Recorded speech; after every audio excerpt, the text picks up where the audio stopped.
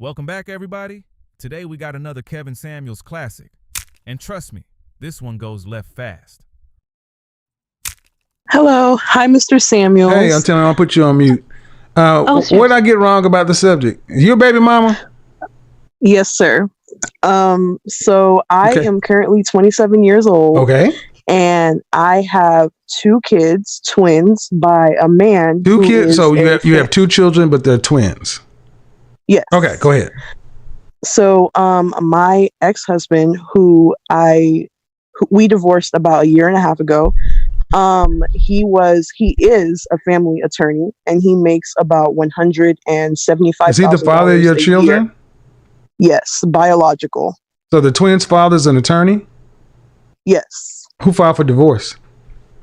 I did, because he was getting very violent. I'm not trying to get into my personal life because I have gotten counseling. I am still in therapy, and I needed to get out of that situation. So I don't need like a pity party or anything, but I got out the situation. Hold on, just a second. Hold on. Sweetheart, women can have kids, laugh out my lad. Does not make sense. Miss Michelle, tell you what, why don't you get your big head ass on the line, because unless you're a lesbian and planning on wifing up one of these women, what you think doesn't count. Miss Michelle, unless you're a lesbian and planning on wifing up one of these women, what your big head ass think does not count in this regard.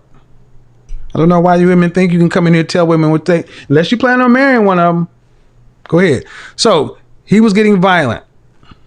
Yes. So very violent. Like I said, I'm not looking for a pity party. That's just to let you know why I'm out. And I got out. I'm currently in therapy. I've been in counseling for a while now to just. How long have you guys been divorced? For about a year and a half. So we filed for divorce a year and a half ago. Took about 6 months, I had been like left like the house and everything, because like I said, I was a nurse, so I wasn't making that much money. I was making like maybe 50,000-60,000, and he had like ultimately, a lot of money. Okay. Ultimately, what do you have to bring? What are you trying to say on the subject? So what I'm trying to say is on how it is hard for single mothers, baby mamas, to bounce into a new relationship. Now, hold on. You got married before you had children, though, right? Yes, I did. Okay, so you are a single mother, not a baby mama.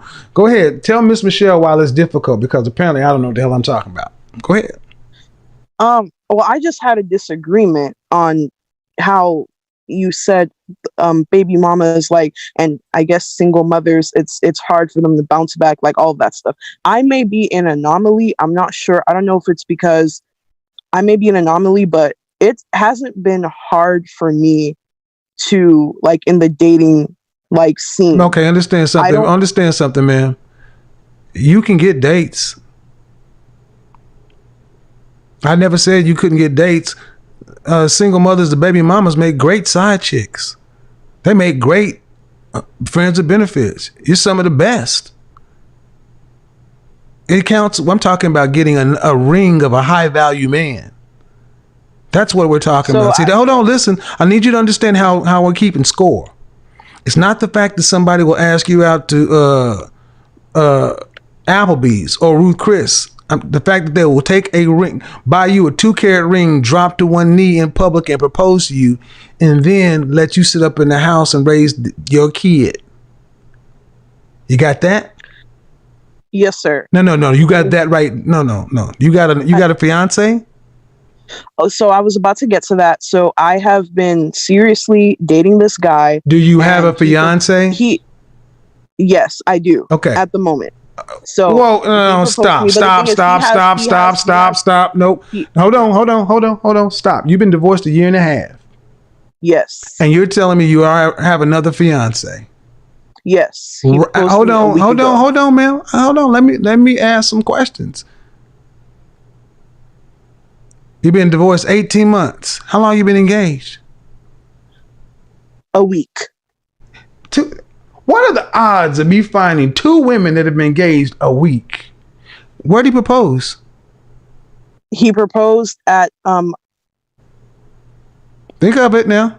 Hello? Yeah, I'm here. Go ahead. Hello? I'm here. He proposed at a restaurant. Uh-huh. What restaurant? It was Pappadeaux's. Pappadeaux. What city? Dallas, Texas. Which location?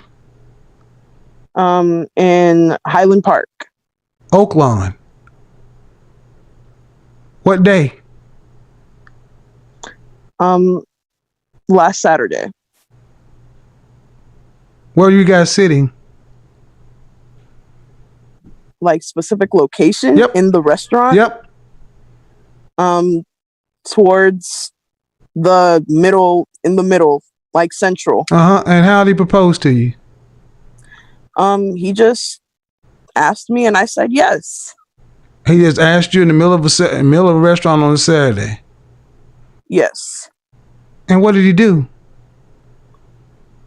What did he tell us the do? story. Tell us the story of this engagement at Papado Oak Lawn, a location I know very well. I know John Ben Dukes. I know the manager.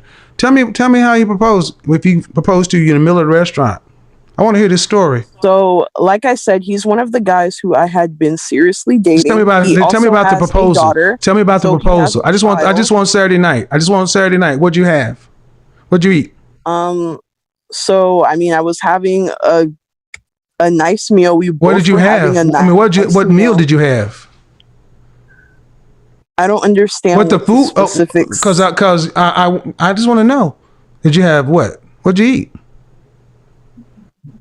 I mean, I don't know what you're trying to get at. I just want, ma'am, you have a great story to tell. I just want the details. What'd you eat? Why are you being so evasive about seafood? Exactly, you lying bitch.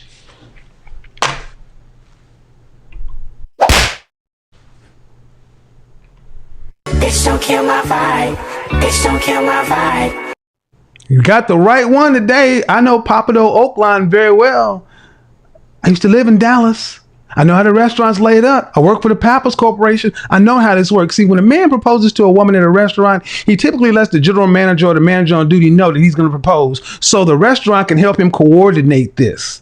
They tend to bring out a special dessert if they have the ring, if not. See, this chick just tried to make it seem like, yeah, we went to Papado, and then over the course of a meal, I went to the bathroom, he came back and proposed. You are lying bash. Because a woman who gets engaged in public knows the details.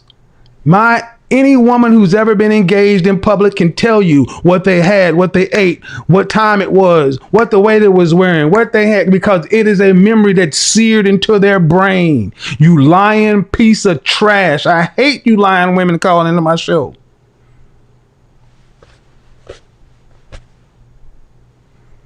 Well, I don't know why you want to know, because every question I asked her, it was last week. Well, why last week? Because the last lady said last week. Where'd you go? Dallas, Papado. And it got worse because I knew all of it.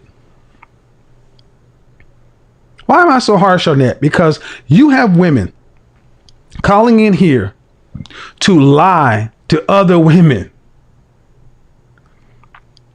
I had a family attorney husband who got violent like all of them do. Remember, they're all violent.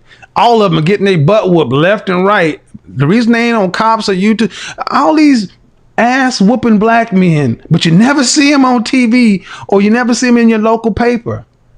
A family law attorney was whooping ass in Dallas, and this woman did not go front and center. She didn't get everything. We were in therapy. So let me get this right. You was getting your ass whooped in a marriage. You had twins, 7-year-olds, but you got a divorce, therapy, and you so banging. And I saw your fat ass in that picture.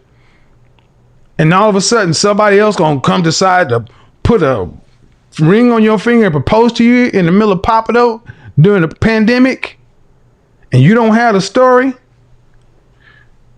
Woo! Come with better lies, ladies. I'm not the one for it. I'm not the one for the bullshit. Gentlemen, this conversation starts with a 27-year-old mother of twins discussing whether women with children can still find a high-value husband. Her situation is different from the typical unmarried mother discussion. She says she was married to the father of her children, but the marriage became violent, so she eventually left. She works as a nurse, previously earning around $50,000 to $60,000, and says she has been in counseling for about a year and a half. Her argument is simple. She left a bad marriage, worked on herself, and is now trying to move forward. But then she reveals something unexpected. She's engaged. Kevin immediately starts asking questions. How long have you been divorced? About 18 months. Where did he propose? She says Papado in Dallas. When? The previous Saturday. But Kevin isn't satisfied. He wants the details of the proposal. Where were they sitting? What did they eat? How exactly did he propose? She struggles to provide the details Kevin is looking for, and that's when his attitude changes. He becomes convinced that something about the story doesn't add up. Now, here's the important distinction. The caller says she is engaged. Kevin believes she's being dishonest. But the conversation itself doesn't independently prove that she was lying. What we do know is that she was previously married, has 2 children, went through counseling, and says she has found another man who wants to marry her. And that makes her situation very different from an unmarried woman who already has children. Her story actually raises an important question. Should a divorced mother be judged the same way as an unmarried mother? That's where this conversation gets interesting. She isn't saying she avoided marriage. She's saying she was married, the marriage became unsafe, she left, and she's now trying to build another relationship. Whether you believe every detail of her engagement story or not, that's the situation she presented. And Kevin's response shows another side of the dating conversation. An engagement is easy to claim. The real question is whether the relationship is genuine, stable, and actually leads to marriage. Because ultimately, an engagement is a promise. Marriage is the outcome. So what do you think? Should a divorced mother with children be evaluated differently from an unmarried mother? Or should both situations be judged primarily on the woman's current character and circumstances?